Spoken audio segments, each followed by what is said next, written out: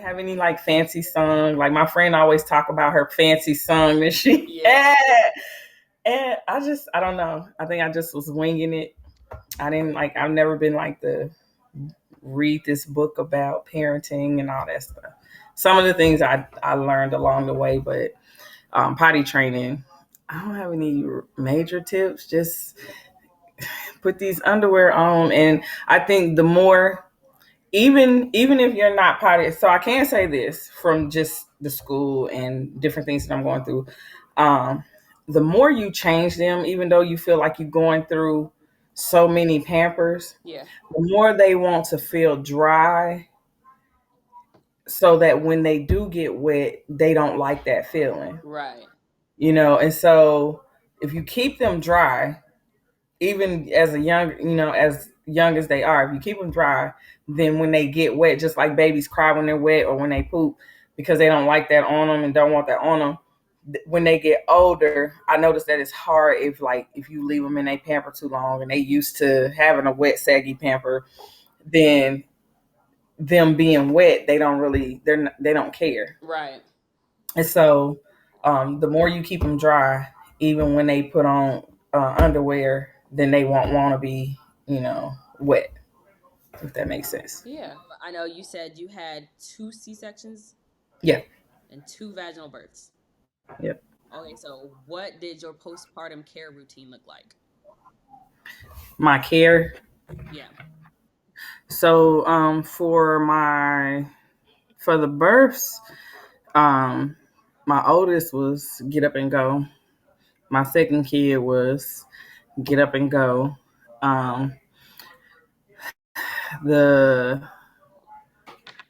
So let me backtrack. For my second kid, I was up because it was a vaginal birth and I was moving around, and I was nursing. And then about 3 weeks in, I just got really sick, like almost like a flu. And so then it's almost like I had to backtrack because I wasn't moving around. My mom then was old school. Even though I was older, that always stuck to me. You don't be fanning around all out in public and you just had a baby, your pores open. So that's like in my head, that's what I think. Right. And so I wasn't doing a lot of moving around, but for some reason I just got like really sick, and then I ended up that it was like so bad that I didn't want to nurse my baby. Like that's how I felt. It's like I just felt horrible. I don't know, how you feel when you got the flu. Yeah. And your body is warm and you got a fever and all these things. And I just didn't want to nurse him. And I was like, just give him a bottle. So that's one of the things that I regret with him, is that I didn't push past that to like continue to nurse him. But then once I got back up, I was okay. I was like, well, he'll be okay.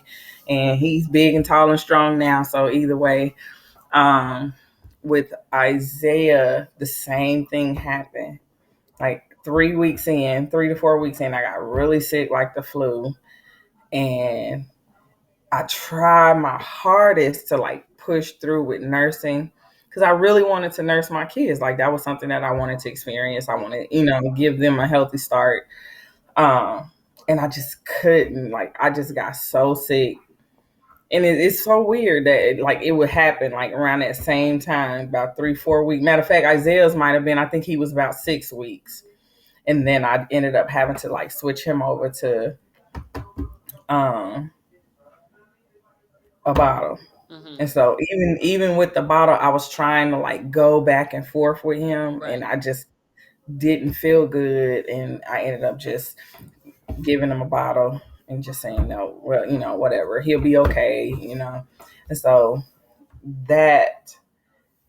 those are the one things that I kind of regret. My postpartum, because I'm going all the way around the world, but that is part of my postpartum experience. That my body, like, I don't know what would happen, but I just would feel really bad, like so many weeks after, and then it would last for like a week or so.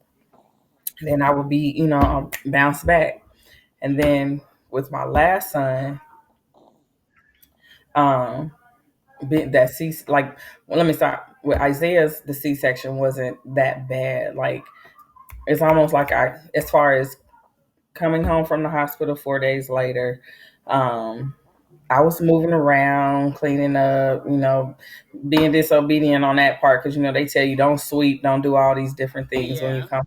But my life can't stand to like not do anything. Right.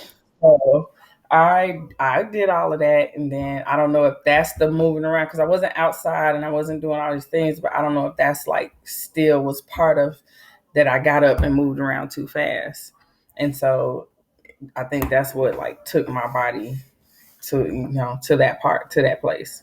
You think so? I don't know. Like I don't know if that. I don't know if I was just doing too much in my body because I wasn't healed on the inside. Right. Okay. Well, I mean, So I guess that makes sense. like I don't know. I to this day I still don't know. But how about this? Same thing happened with my last kid. Right. But I was determined to push through it, and I was older because with Isaiah I was what 30, 32. Because they call us geriatric when you get that old, like when you're in your 30s, you geriatric. And then with Ivory, I was 35 or Okay. something like that, 35, 36. So I was like even older with Ivory. And then on top of being older, I had the whole blood clot issue and had all these things going on. And then the aftercare with my husband having to like take care of my wounds and stuff like that. It was harder to like get up and go do this and tend to him. And my husband stayed home for like 2 weeks after I had him, but then he had to go back to work. And so everybody in my life worked really. Yeah. So it was like, okay, Tim, you got to get up and you have to, you have to clean up and you got to make sure your kids are okay and all these different things. And so I didn't have time to like just be, you know, You didn't have to. resting. Yeah. Rest. Yeah. Yeah. And so 3, 4 weeks in, I got sick again, like the flu or cold or whatever. And I was just like determined to push through it. And it didn't last as long, but I pushed through it and I got to nurse him for like a long time. I swear I nursed him like, but it was like, this is my last baby. And we were like so close and Yeah. all these good things. And so that was my baby there. Like he stayed a baby a long time. Right. Okay. But It yeah. sounds like you kind of experienced some mom guilt with that. Mhm. So, what would Yeah. you say to all of the younger moms like myself and everybody Mhm. else? How would you um, encourage them to get through that or deal with that? Talking about with the wanting something, but then having to choose Yeah, your and because health over. it's a wide spectrum of like Right. what you can feel mom guilty about, and it's just like Yeah. there's a lot of things. So, Yes. So many things. My son always tell me. He always tell his siblings, "I grew up on Nuck if you buck, and y'all oh, grew up on Jesus take me to the king." And so, yes, he did. He always like tell him because I'm showing him songs we used to jam to and stuff, and he was like, "That's what I grew up on." You can't tell people about my thug life. And so, so I have a lot of things that I feel guilty about, but what I would say to encourage mom, if you feel like you're doing your best, don't let anyone tell you that your best is not good enough. Because the conditions of your heart towards your children and your conditions towards your heart. I mean, your conditions of your heart towards your children is to love them and care for them to the best of your ability. Then don't worry about the small stuff. Don't sweat the small stuff. My son was being fed. I could have just let him be over there until somebody else feed him, but about to make me cry. no, it's the truth. Like you cannot sweat the small stuff. You can't worry about. Don't compare yourself to other people because what works for them may not work for you. Yeah. And so I think that's what happens. We start comparing our motherhood and our life and things that we have going on to other people's lives, even though we're on the outside looking into their life. We tend to compare ourselves, and that's where we go wrong because your walk is not their walk and their walk is not your walk.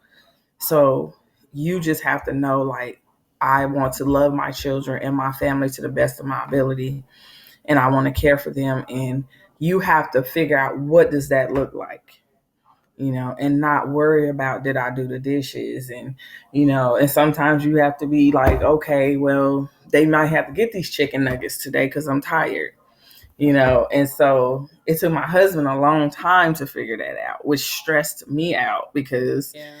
he come in and he's just like, and I don't mean the male bash, but he come in and he's like, where's the dinner? And, Yeah. where's food at? And you ain't cooked today. And I'm looking like, dude, like, you don't even know. And I worked too, but it was still like, even though I worked, I still had to come in as a parent, as a mother, as a new mother, and run the house. Yeah. And so it took him a very long time to like open his eyes and see what all I do and take up the slack, and not worry if I didn't cook today. He'll go get a pizza, Yeah. because he's able to like recognize that, dang, it takes a lot to run a house, especially a house with kids and running them to sports and you trying to work and go to school. And so he doesn't trip. Right. And so it's okay to be vulnerable, to let your mate know um, when you're struggling and when you need that extra help. And Yeah. it's not you being weak or you being lazy. It's, I'm like really tired, because sometimes we can't express like how we're feeling and it looks like we're being lazy, but it's really like, no, I'm tired mentally and physically. And it's coming out physically because I don't want to do anything. Yeah. And so we have to just, for one, take time for us. And that's what I'm learning to do now, because I didn't do that, or I'll talk myself out of it, and talk myself out of going to do something for me or buy myself something because I could use that money to get the kids something. Those are Right. all the things. That's just being a mother. You always trying to figure out what you can do for your kids instead of really taking that time for you. Nothing's wrong with going to enjoy yourself. Um, know that you love your kids. Like, you love your kids. You birthed them. If you didn't love them and birthed them and didn't want them, you could be out here living your best life, dumping them off on somebody, and that's the biggest thing, is cut yourself some slack. So that's all that I have. That's really helpful. Yeah, don't, yeah, listen, baby, you doing good. Shoot. Thank you. I'm Got supposed your to tell baby you on your, that. huh? I'm supposed to tell you that. No, you doing wonderful. Sure, That's you are beautiful. like, That it just kind it's, of yeah, no, I know. And you kind of ahead of where I was, because I was, my first kid, I was alone because his dad went off like, phew, whatever, and then he got locked up. And so I was really alone because now I couldn't take him to child support court, right. because he figuring out his own situation. And so I had to like figure it out for myself. And I worked. So in high school, I went to school, got off, took my baby to daycare, went to work, came home, tried to do homework, tried to spend some time with my baby, go to sleep, get up, do it again, because I had to provide, because it was just me and my mother. So I had to like take that, she's trying to provide for our house. I got to make sure he got Pampers and wipes and all these good things. And so it was hard, but because I was just in it, I try not to let it get the best of me. That's why when I graduated, because whoo, baby, that was a struggle. When I graduated, I was like, yeah, because yeah, because people don't know your story. They don't right. know, sleepless nights, and and trying to make sure that your child is safe and all those good things. They don't know. So I had to celebrate those things. Like, man, I made it. And I did not want to get stuck in that town because it was a small town. So I was like, call my brother, like, I'm coming, and I just tried. I had to survive once I got here. I had to just keep going. That's why he be talking about how he lived a thug life, because it was some roller coaster right. rides. But he was always surrounded by people that loved him, though. But it was, yeah, it was some thug moments in there. So You got through it. You got through it. yes, I Okay. told him that's why he's so strong. That's why Yeah. he know how to move, because he's seen his mom and them move. like that. That's good. I'm currently experiencing the terrible twos. So Hmm. with my boy. So Hmm. I know you Hmm. have some experience with that. Yeah, So a could you lot. give myself and the viewers some tips? Ha ha. So the twos float on into the twos, threes, and fours. They do. What I would say is get you a schedule, stick to that schedule. Um, find things for him to do outside of the house if you can, even if it's once or twice a week. If you can take him somewhere, take him to a bounce, to elevate somewhere, just something active. Find something for him to do, and get you a schedule like meal prep. As far as him, he gonna be okay. He just got too. He want to do too much, and he's not big enough to do it yet. But he feel like in his head he big enough to do it. So that's how he probably get into everything. And you got to get him busy to where he be too tired to get into stuff while he at home. Hmm. Not saying you got to be out in public all the time because you do have a new baby, but just um, get him in a routine. Okay. Take him to daycare for a few hours if you can afford it. I'm scared of daycare. Girl, you better pray over that baby and Pray over him, Shoot. drop him off. Pray over him and tell the Lord to keep him and cover him and send him on his way. Like, you can make a good choice of daycare. Find you a good daycare provider, somebody that's not got a bunch of people running in and out of their house, and or go to a build. Like, I would rather a home. My kids had a home daycare. Like all of them got to go to her.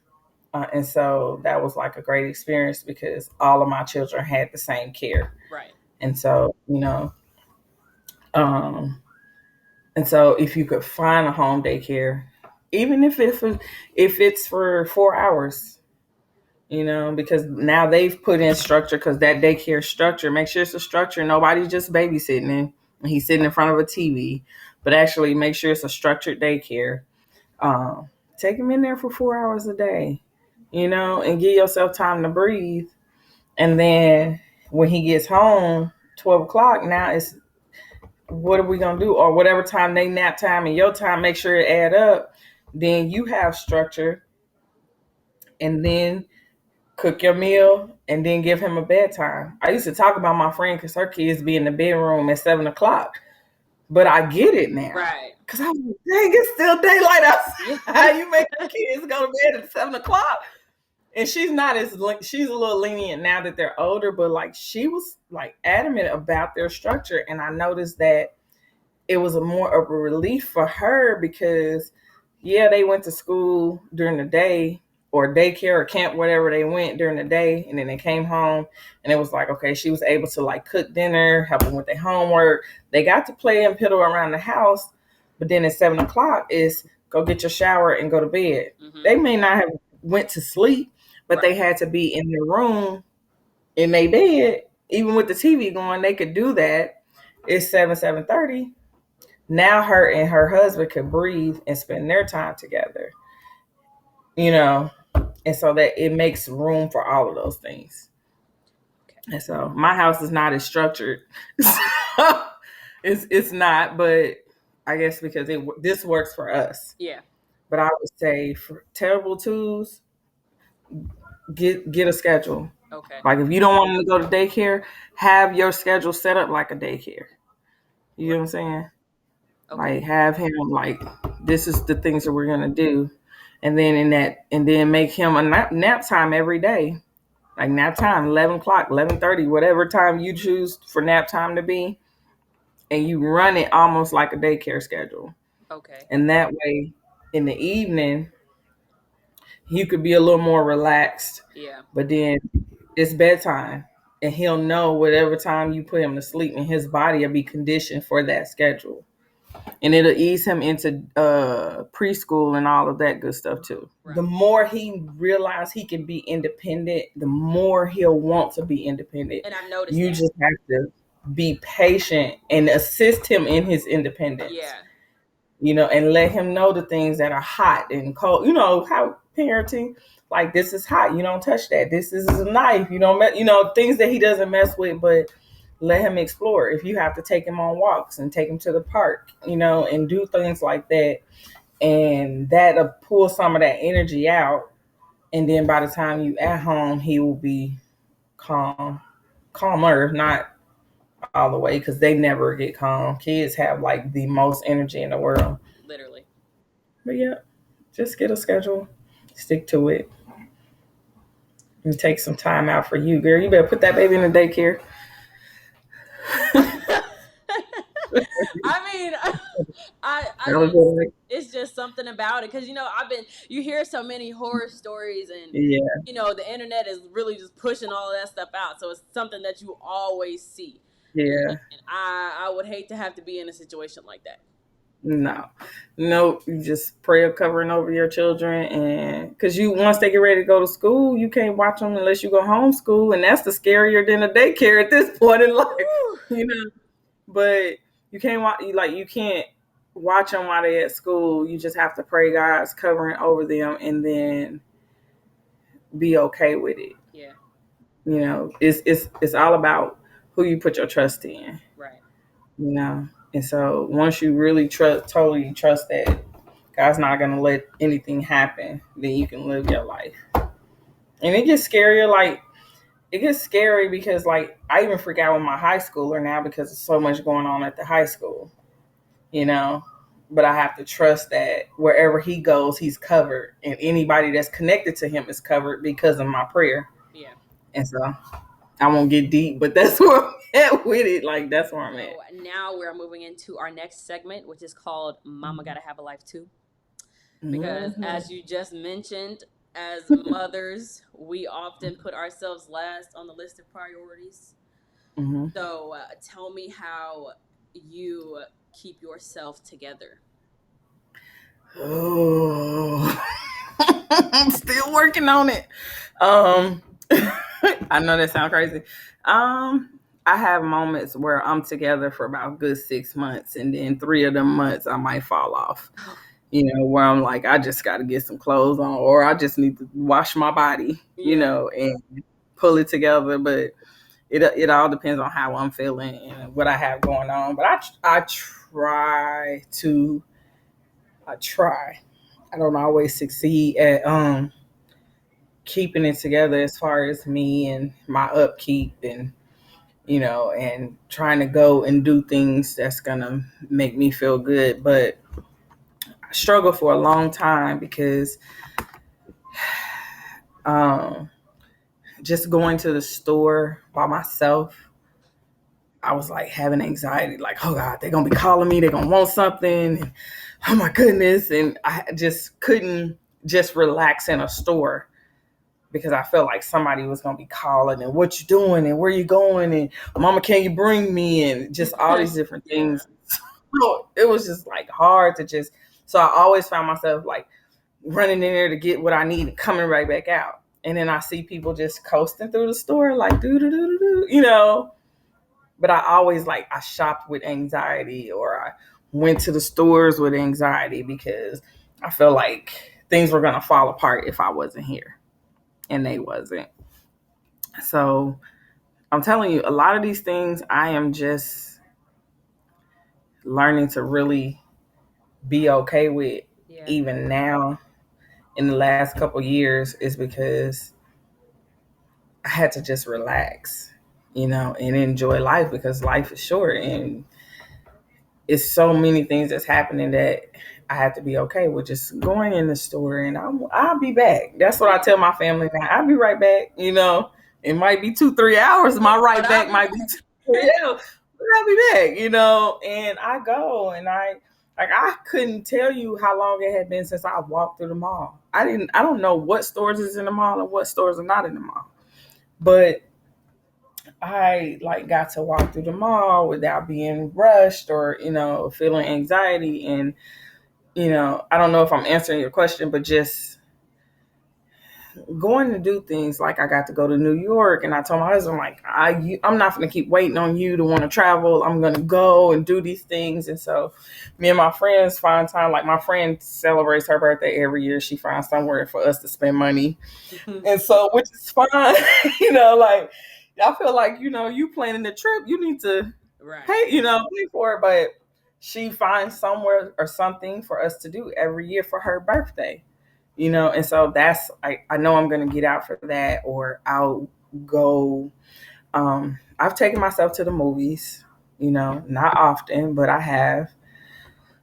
I've taken myself to eat. I don't like that because I feel like I gotta be. That's just me though. Other people can do it. Like I got a friend that can do it, but she's single, so like she's used to being it, like by choice, but like Okay. she's used to being able to go. She's used to being able to just go. If I want to go sit down and have dinner, I'll go do it. Like that's her life. Right. But so I've done it. I don't really care for it, but that's just me. Some people can do it and be like, "Whew, thank you, Jesus," but not me. Um, but keeping myself together, I try to, like, when I'm feeling anxious or when I'm feeling anxiety, I have to take a step back and figure out why. Like, why am I overwhelmed, and what have I taken on that I could just let go, and what are some things that I need to just say no to. And that's where I'm at now in my life. Like I was like taking on so much, and on top of me taking on things were happening that was like out of my control. And I was like so overwhelmed that it was just crazy. It was a good thing that I made it to 2023 because it was just so much happening. And so I had to take a step back and say, I'm not gonna take on too many things. And if people ask me, no, I can't. Like I can be okay with saying no Right. and not think people are judging me because I told them no for something. And so I'm at the I don't care stage. Yeah. I don't care how you feel about it. Like I Right. tell people, I tell my girls, if somebody don't like the way you look, tell them don't look your way. Look another direction. I'm gonna wear what I want to wear, do what I want to do. If you don't like it, don't look. That's where I'm at in life. Okay. If you That's can get there sooner, I promise you, it will be like your life will go so much smoother because when you get to a place where you don't care what people like. You don't care if people are judging you because people will judge you whether you're doing good or whether you're doing bad because it's according to what they think or how they think you should live or be or look. So when you do away with caring about them judging you or what they think, you'll go through life living it the best life you can. Thank you again, like I said, for this conversation. I really did enjoy this. But this does conclude our episode. So thank you again for joining me, and I really did enjoy you. Thank you. Let me know